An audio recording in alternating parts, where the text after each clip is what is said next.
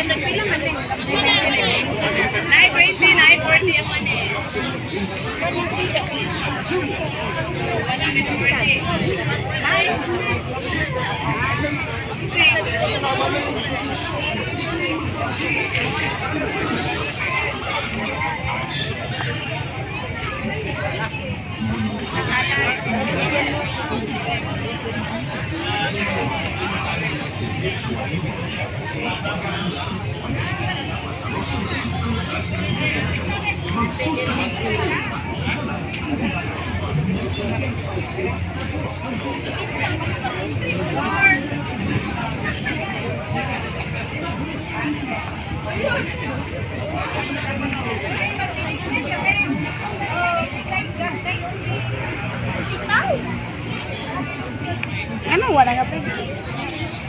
Ubay ate.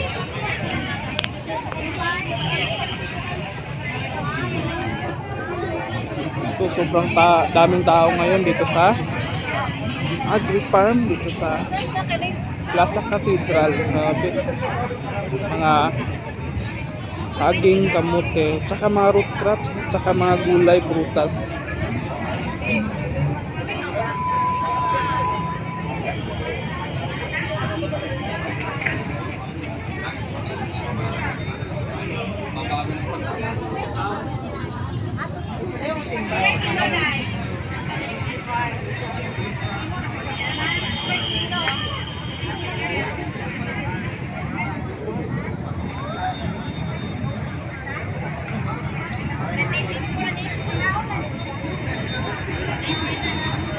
Dito ngayon yung Joseph the Explorer.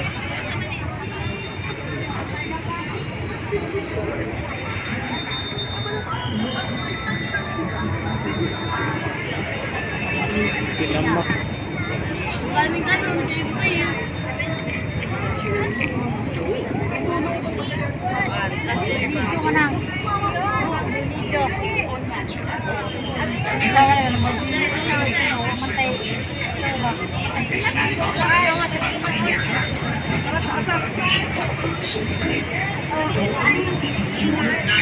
Ari tama na.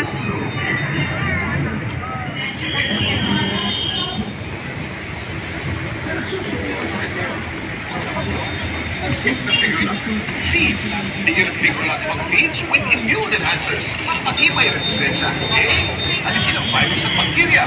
Masakit. G, gumamit ng supplement pangpalusot. S, siguraduhin may food fat sa bawian. I, iwasan ang pagkakas ng kain baboy. Isang pagsikapala. Natural. So meron pang kakao.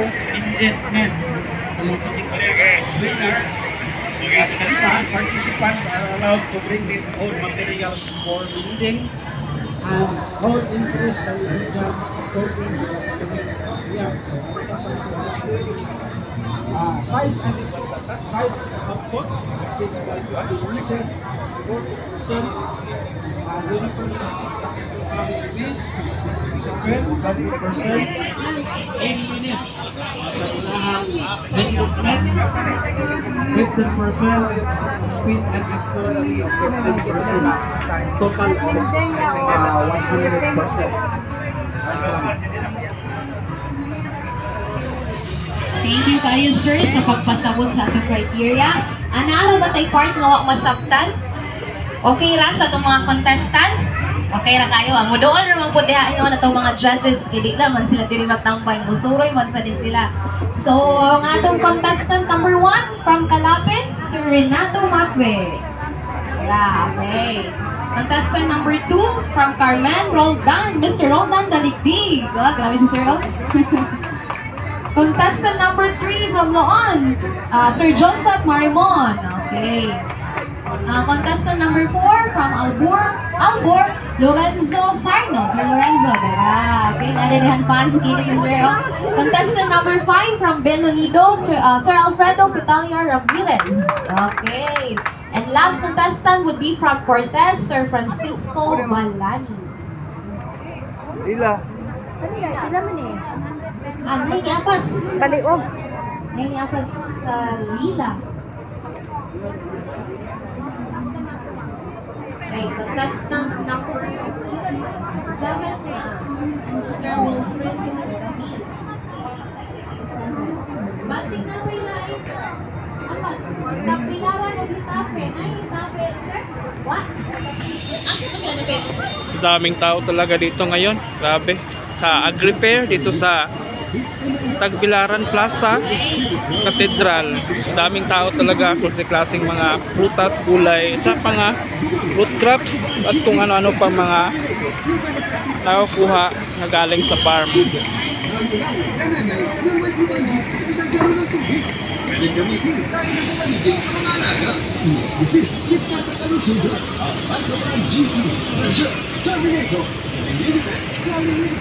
Sa Mistral, Brian Pali, kompleto yun ang alaga. Makasigurong komportable at malinis ito. Napapaaga, suso,